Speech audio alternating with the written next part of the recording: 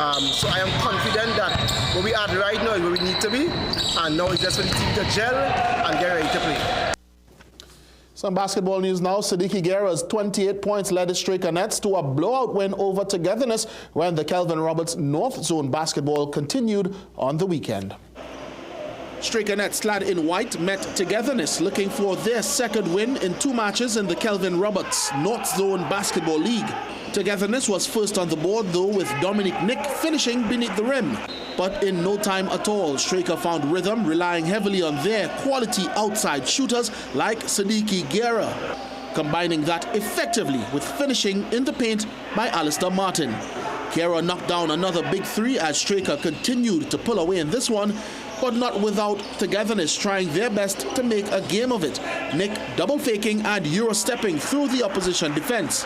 Despite his best efforts, however, Straker continued to find the bucket with ease. Jarrell Durbal with 2 of his 14 points on the night. They led in all quarters, 25-7 at the end of 1, 48-17 at the end of 2, and 75-19 heading into the 4th quarter. Guerra scored a game-high 28 with Durbal's 14, contributing to a massive 97-28-point win over Togetherness. For the latter team, Timothy Belgrave led them in scoring with 11. Earlier, in an under-17 clash, Spartans in black and red took on Royalty, with Spartans bossing this one from beginning to end. They benefited tremendously from the scoring of Idris Martin, who knocked down 5 threes and a game-high 28 points. They ramped to an 81-64-point win. For Royalty, Jason Best led the way with 17 points and Jabari Goodluck scored 10. Sunday's 3rd game saw Mova Oilbirds edge the Defence Force 65-64. To some track and field news, Tobago's Roxborough Secondary School successfully defended its girls and boys titles at the conclusion of the NGC National Secondary Schools Track and Field Championships today. Caston Cupid was present at the Hazley Crawford Stadium and brings some of the highlights.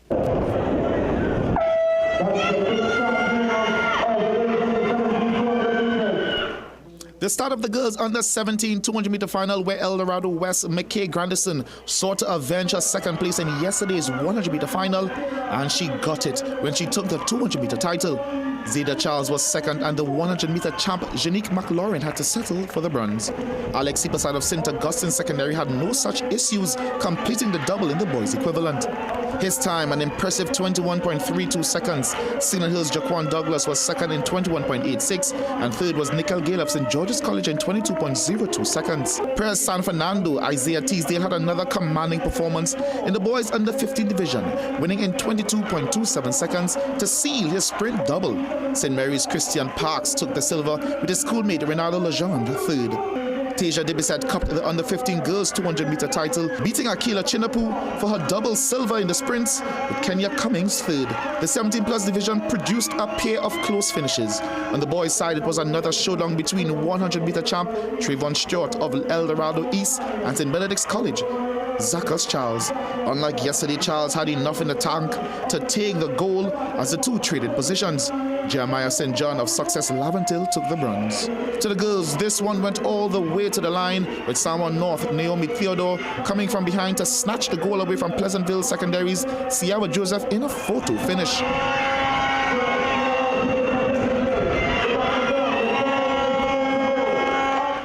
Both athletes crossing the line in 24.61 seconds as the 100-meter champ Imani Mills had to settle for the bronze. In the 4x4s, Roxborough Secondary solidified their dominance with a few gold medal performances. So it was no surprise when the points were tallied, they emerged as the champion school, winning both divisions. On the girls' side, Bishop's Ansi Port of Spain was second, followed by Scarborough Sec. QRC and Bishop's High School from Tobago rounded out the top 3 in the boys' division. Caston Cupid, CNC3 Sport. The Oklahoma City Thunder is 1 win away from the NBA title. Panama wins big at the Gold Cup as the Reggae Boys lose, and Sabalenka says sorry.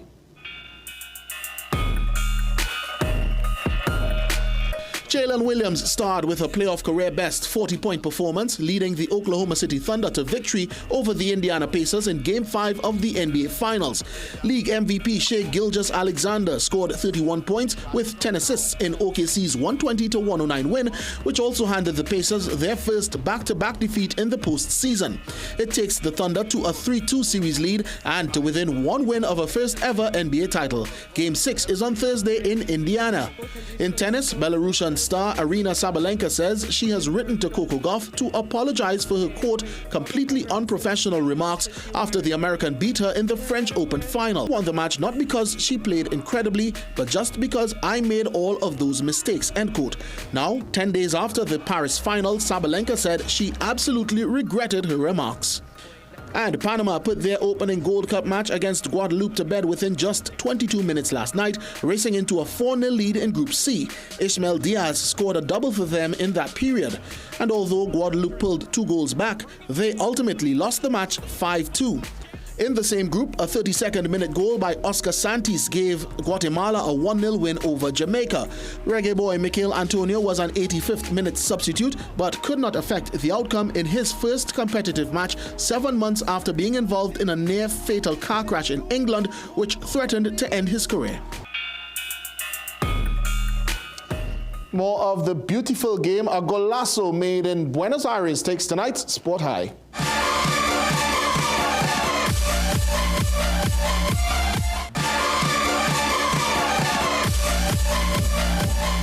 A lot of football happening in nearby North America. We have the FIFA Club World Cup, where that goal came from, of course, the Gold Cup. And we are wishing our Soca Warriors all the best as they seek to rebound. On Thursday, we take on Haiti. All right, thank you so much, Jassy. Let's take a break. We'll be right back. Visit Tire Clinic Marketing, New Truck and OTR Tire Service Center at number 30 and 32 Montrose Main Road, Chabonas. Call today at 665-8973 or 672-3419. Alignment services available. Tire Clinic Marketing, Truck and OTR Service Center. A tire for every need. Plumbing problems? Don't guess.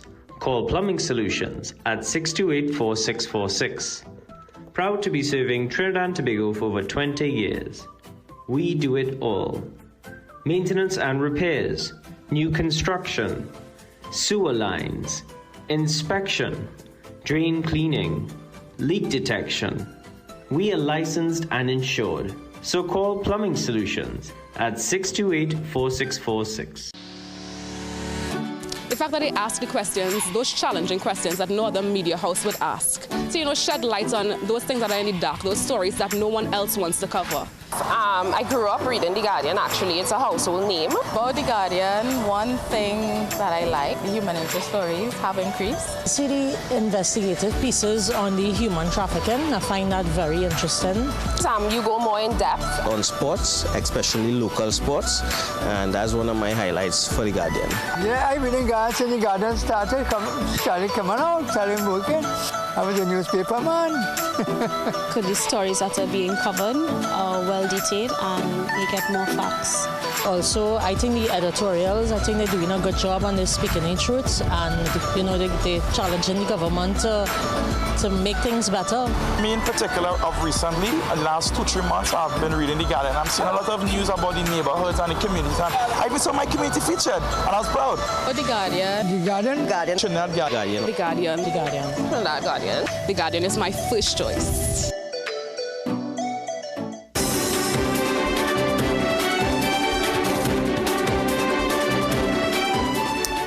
Many parents hope that they can live long enough to see their children accomplish their dreams. Celebrating his 110th birthday today, Irving Joseph of Arima was able to do just that.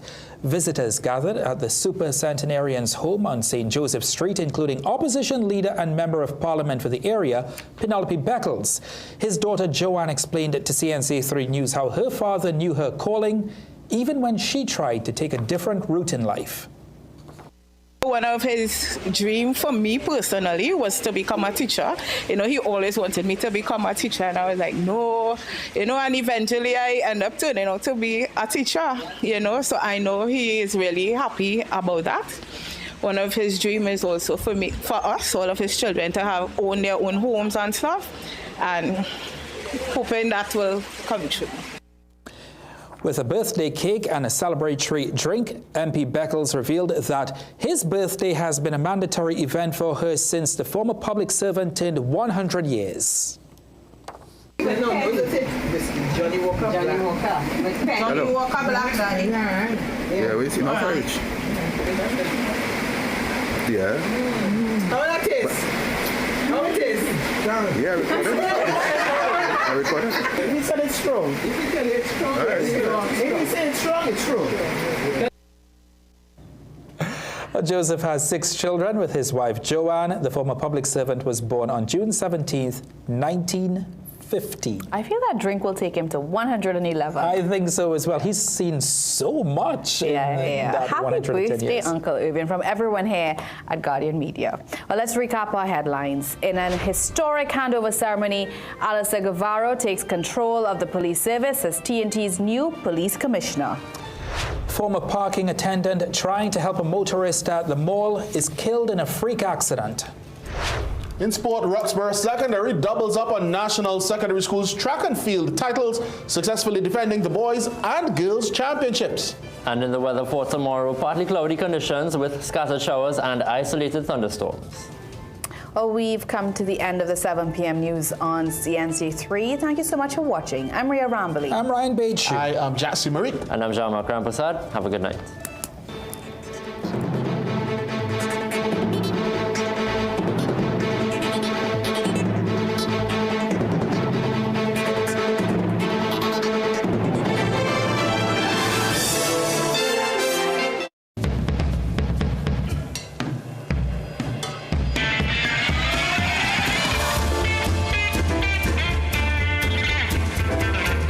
You're watching CNC3.